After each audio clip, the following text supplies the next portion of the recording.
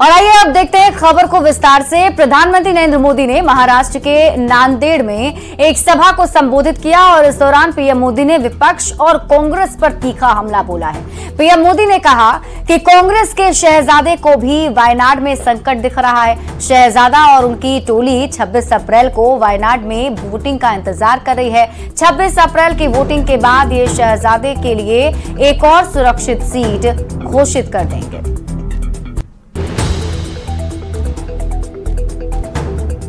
में वोटिंग पूरा हो जाएगा, ये शहजादे के लिए एक और सुरक्षित सीट घोषित कर देंगे और कहीं और से फिर से लड़ाना पड़ेगा उनको, क्योंकि उनके अलायंस के साथी भी एक दूसरे को गालियां दे रहे हैं। अब जैसे इन्होंने अमेठी से भागना पड़ा, अमेठी छोड़ा, अब मान के चलिए वो वायनाड भी छोड़ेंगे। दावे जो करें, लेकिन सच्चाई यही है कि चुनाव की घोषणा से पहले से ही कांग्रेस के नेता अपनी हार मान चुके हैं और इसलिए कुछ नेता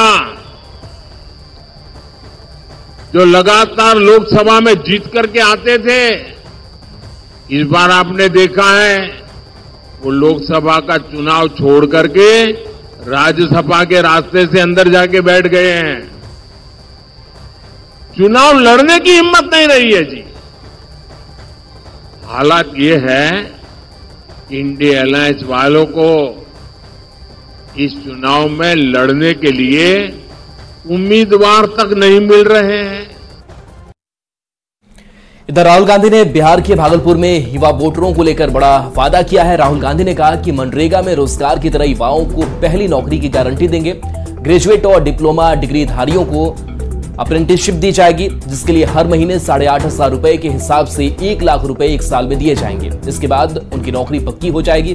राहुल गांधी ने एनडीए के 400 पार के दावे पर कहा कि बीजेपी 150 से एक भी सीट आगे नहीं बढ़ेगी।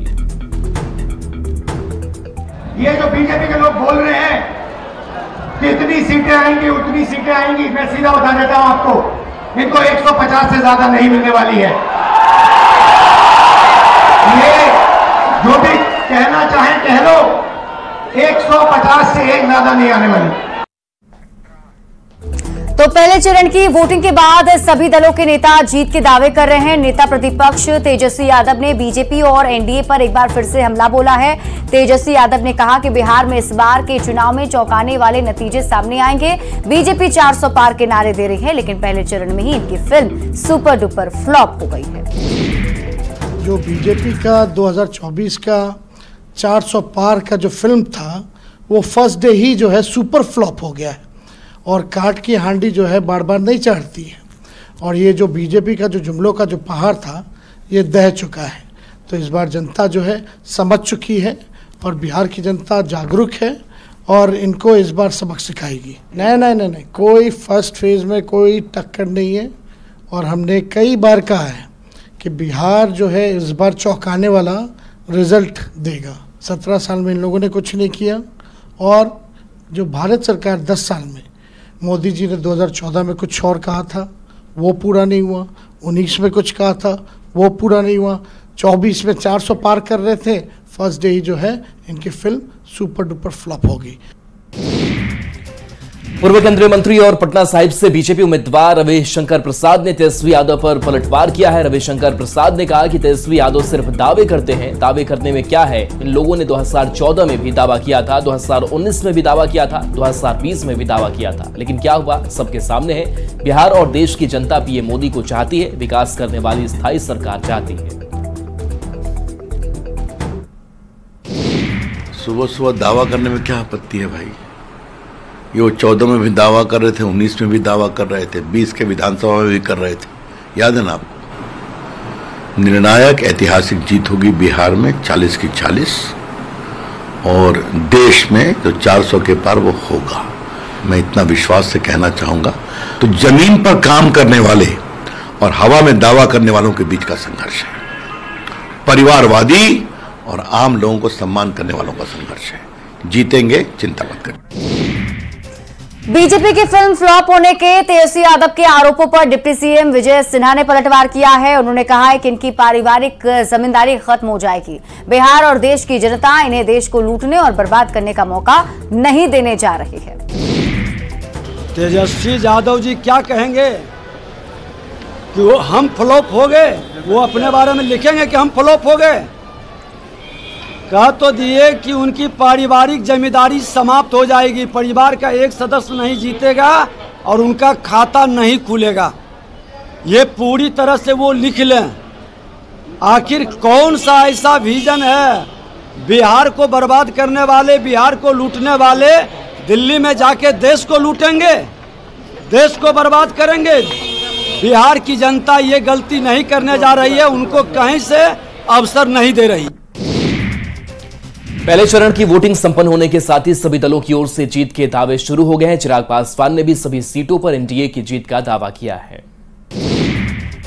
से रुझान सामने आ रहे हैं और जिस तरीके से एनडीए के कैडर में उत्साह देखने को मिला, देखिए अब ये स्वाभाविक सी बात है, इसको कोई नकार नहीं सकता। आज की तारीख में भी प्रधानमंत्री जी के नाम पर, एनडीए गठबंधन के नाम पर लोगों में उत्साह है।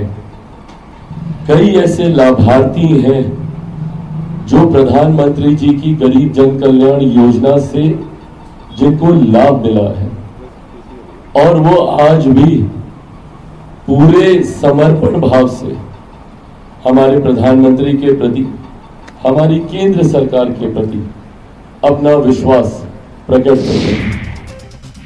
मुंगेर से जेडीयू उम्मीदवार ललन सिंह ने आज नामांकन दाखिल कर लिया है। नामांकन करने से पहले ललन सिंह ने रोड शो भी किया, जिसमें बड़ी संख्या में उनके समर्थक, कार्यकर्ता और एनडीए के नेता शामिल हुए।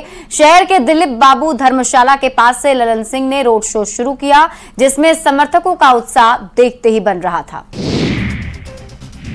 उत्तर प्रदेश के मथुरा से बीजेपी उम्मीदवार हेमा मालिनी की जीत के लिए बेटियों ने भगवान से प्रार्थना की। ईशा और आहना देवल ने यहां सबसे पहले बांके बिहारी के दर्शन किए। फूल बंगला में विराजमान बांके बिहारी के दर्शन कर खुश नजर आई। इस दौरान मंदिर के पुजारी ने उनको वस्त्र और प्रसाद भेंट किया। लोकसभा चुनाव को लेकर झारखंड में सियासी हलचल तेज है। एनडीए ने सभी 14 सीट के लिए उम्मीदवारों के नामों का ऐलान कर दिया है, लेकिन इंडी अलायंस की तरफ से अभी भी कुछ सीटों पर उम्मीदवार का ऐलान होना बाकी है। मुस्लिम समुदाय से एक भी टिकट नहीं देने पर एनडीए और इंडी अलायंस आमने सामने है। बीजेपी का आरोप है कि इंडी अलायंस ने सिर्फ मुसलमानों को ठगने का काम किया है, तो जेएमएम ने भी कहा कि एनडीए धर्म की राजनीति करती है।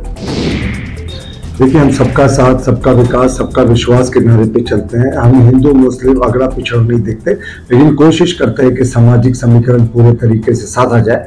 अब आप देखें, हम लोगों ने जो उम्मीदवार दिया है उसमें से हमारी जो जनरल सीटें थी उसमें से जो हमारा 75% उम्मीदवार हमने दिया वो ओबीसी समाज से दिया। इसके उलट कांग्रेस ने अब तक जो सीटें घोषित की उसमें 75% दूसरी जातियों से दिया। ओबीसी का सिर्फ 25% रखा। 2 सीटें तो ट्राइबल की रिजर्व थी।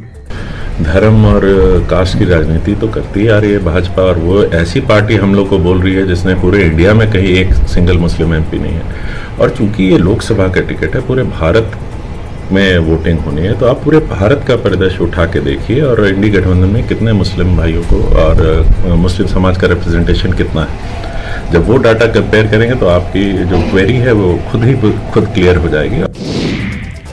क्रिकेट के भगवान माने जाने वाले सचिन तेंदुलकर आज रांची में ओरमांझी के बरवे फुटबॉल मैदान में पहुंचे। पत्नी अंजलि तेंदुलकर के साथ पहुंचे सचिन तेंदुलकर ने यहां युवा संस्था के संचालक फ्रांज गैसलर से मुलाकात की।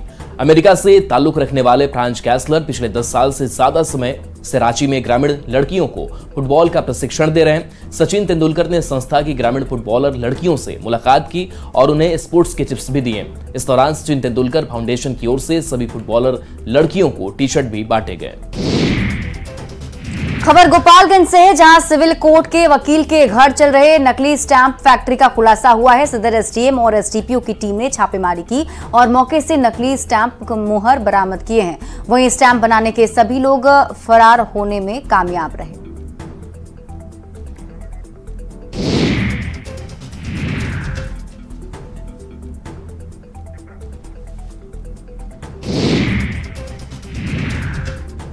अब मुंबई से एक हैरान कर देने वाला मामला सामने आया है। एक्टर सलमान खान के घर के बाहर गैंगस्टर लॉरेंस बिश्नोई के नाम से एक बुकिंग कार पहुंचने से हड़कंप मच गया।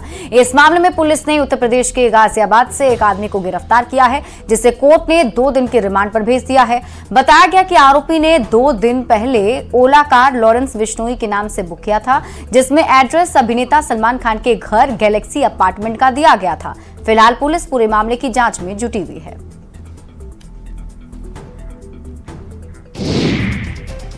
खबर अयोध्या से, जहां आज से रामलला के दर्शन की पुरानी व्यवस्था फिर से लागू कर दी गई है, जिसमें सुगम दर्शन पास, आरती पास और वीआईपी दर्शन की व्यवस्था राम भक्तों के लिए उपलब्ध रहेगी। सुबह 6:30 बजे भगवान का दरबार मंगला आरती के बाद राम भक्तों के लिए खोला जाएगा। दोपहर 12 बजे भोग के बाद 1 घंटे रामलला के विश्राम के लिए मंदिर बंद किया जाएगा। फिर दोपहर 1 बजे से रात 9:30 बजे तक दर्शन चलेगा। डॉक्टर को धरती का भगवान कहा जाता है, लेकिन क्या हो जब यही भगवान मरीजों की जान लेने पर उतारू हो जाएं? दानापुर के अनुमंडल अस्पताल से एक ऐसी ही तस्वीर सामने आई, जहां सड़क हादसे के शिकार मरीज को बिना इलाज किए ही पीएमसीएच रेफर कर दिया गया।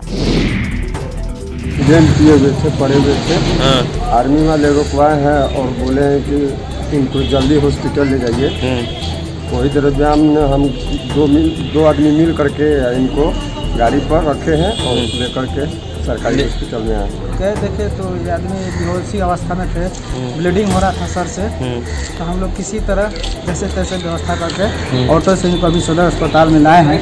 लेकिन दानापुर सदर अस्पताल की स्थिति को देखकर ऐसा लगता है कि हाँ, आम आदमी का इलाज नहीं होता है।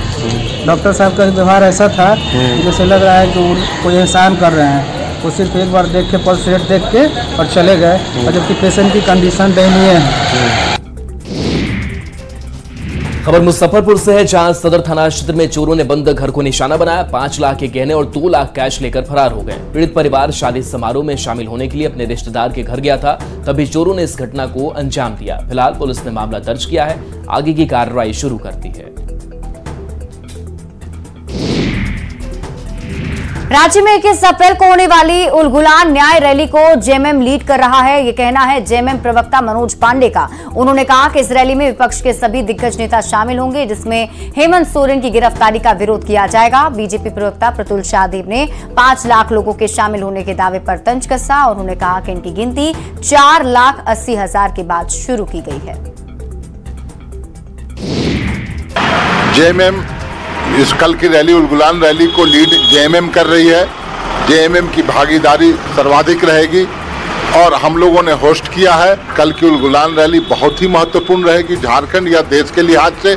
कल एक क्रांति का उलगुलान का आगाज होगा झारखंड की धरती से, और उलगुलान का मतलब क्रांति, और क्रांति जब जब हुआ है तो इतिहास गवाह है, बदलाव हुआ है। देखिए, अगर ये 5 लाख की गिनती 4,80,000 से शुरू कर रहे हैं तो हमें कोई आपत्ति नहीं। 10-20 हज़ार लोग जुट जाए इनकी रैली में तो यही इनकी अचीवमेंट होगी।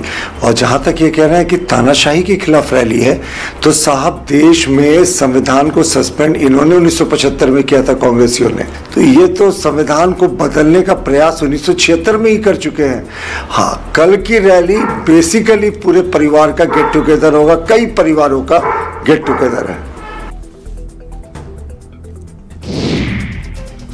लोकसभा चुनाव में काले धन के इस्तेमाल पर रोक लगाने को लेकर पुलिस एक्शन में दिख रही है। कल श्रीराम प्लाजा एचडीएफसी बैंक के पास 5 कारोबारी से करीब 40 लाख रुपए जब्त किए गए। ये लोग बैंक में कैश जमा करने और कैश निकालने पहुंचे थे। पुलिस की कार्रवाई से कारोबारी वर्ग में नाराजगी दिख रही है। उनका कहना है कि बड़े व्यवसाय की वजह से उनका लेन देन नगद में होता है और अब बैंक में कैश जमा करने और निकालने पर उन्हें पकड़ा जा रहा है। चैंबर ऑफ कॉमर्स के अध्यक्ष ने प्रताड़ित किए जाने पर चुनाव तक व्यवसाय बंद रखने की चेतावनी दी है। मेरा पैसा था पेट्रोल पंप का, बैंक में जमा करने के लिए भेजे हुए थे। रास्ते में इन लोगों ने उसको पकड़ लिया। 5,05,250 बैंक मोड़ श्रीराम प्लाजा के पास। अब ये हम नहीं जानते हैं। पुलिस वाले 2 पुलिस वाले थे, बैंक से बाहर निकले वैसे ही पकड़े मत क्या बोले, चलिए थाना। क्या करते हैं आप? मेरा हाथ तक इंडस्ट्री में काम करता हूँ, उसका गिनती हो गया बैठने के लिए कहा गया। जो व्यापारी रोज व्यापार लाख हुआ कर रहा है, उससे 5 लाख 2 लाख 5 लाख रुपया मिलना, उसके लिए उसका डॉक्यूमेंट मांग लेना चाहिए, उसे प्रमाण मांग लेने चाहिए। प्रमाण अगर वो कर देता है, उस पैसे को जब्त करके कोई लाभ नहीं है। पैसा जब्त करने का मतलब हुआ आप देश को जब्त कर रहे हैं, व्यापार को जब्त कर रहे हैं। 1 से 2 दिन देखते हैं क्या होता है, इसके बाद हम लोग नहीं होगा। तो हम व्यापार में रोज प्रताड़ित होने की बजाय हम चाहेंगे कि व्यापारी बंद करके जो है वो भी चुनाव की प्रक्रिया में भाग लेना शुरू कर दे अपना। गढ़वा के रमकंडा में प्रेम प्रसंग के मामले में एक शिक्षक और महिला को ग्रामीणों ने आपत्तिजनक हालत में पकड़ लिया और फिर दोनों की जमकर पिटाई कर दी। देखते ही देखते दोनों का वीडियो सोशल मीडिया पर वायरल भी हो गया। जानकारी के अनुसार महिला का पति नौकरी की वजह से बाहर रहता है और इसी बीच शिक्षक महिला से मिलने पहुंचा था। हल्ला हंगामे के बाद ग्रामीणों ने पंचायती कर मामले को सुलझा लिया। हालांकि इस वायरल वीडियो की पुष्टि न्यूज 18 नहीं करता है।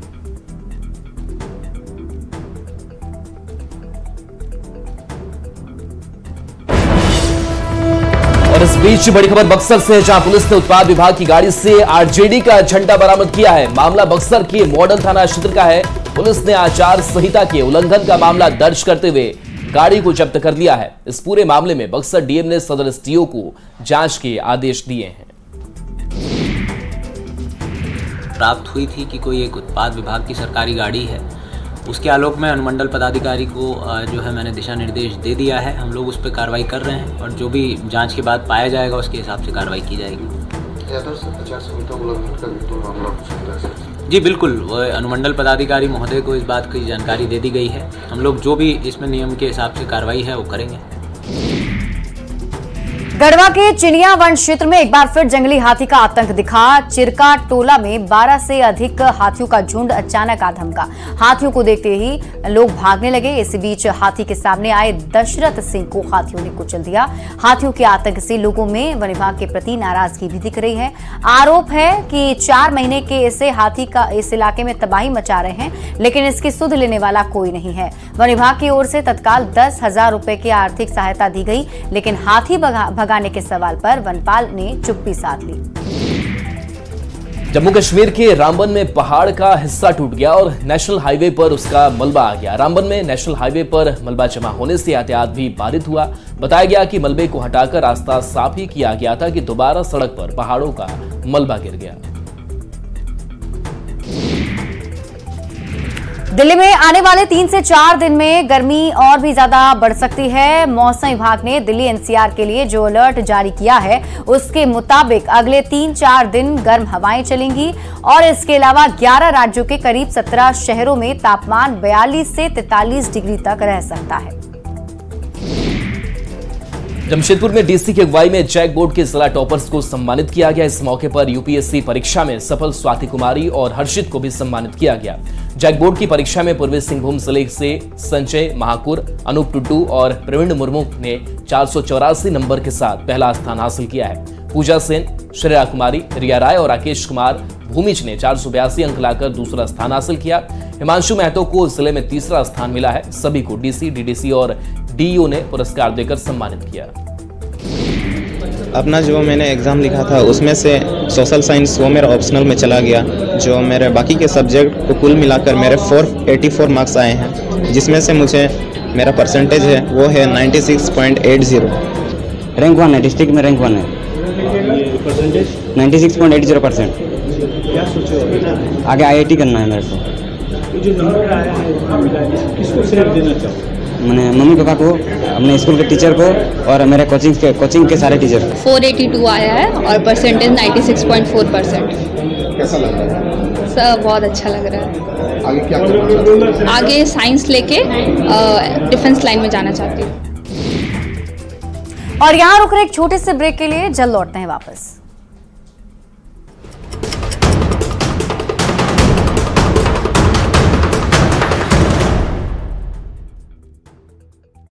का है दावों का दौर। बीजेपी कहती है लालटेन बुझ गया है, अगले मतदान तक लालटेन साफ हो जाएगा। स्पष्ट दिखाई दे रहा है कि इस बार भी बड़े मार्जिन से एनडीए के प्रत्याशी हमारे सभी जीतेंगे। चारों की चारों सीट हम लोग बड़े मार्जिन से एनडीए जीतेंगे। तो चिराग पासवान दावा करते हैं कि हम लोग बड़े अंतर से चुनाव जीत रहे हैं। इस बात को ध्यान जरूर दीजिएगा, हम लोग बड़े अंतर से इस बार 40 सीटें जो जीतेंगे उसमें विनिंग मार्जिन जो होगा वो काफी बड़ा रहेगा। आरजेडी का दावा है कि लोगों ने महागठबंधन को वोट किया है।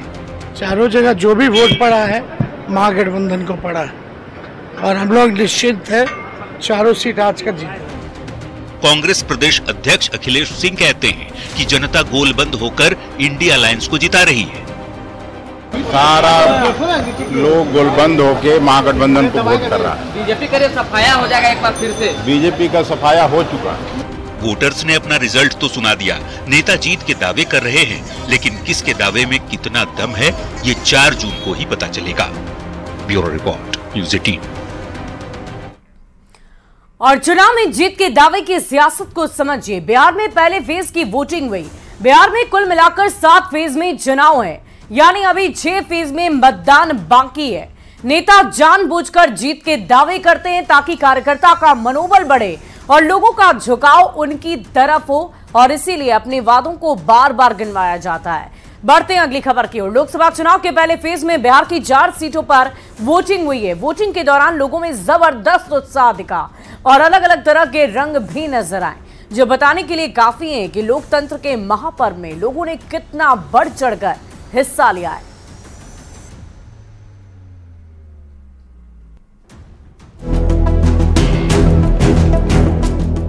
लोकतंत्र के महापर्व का पहला चरण पूरा हुआ। बिहार की 4 सीटों सहित देश भर की 102 सीट पर वोटिंग की प्रक्रिया पूरी हो गई। बिहार में वोटिंग के दौरान तरह तरह के रंग देखने को मिले। कहीं बुजुर्गों का उत्साह दिखा,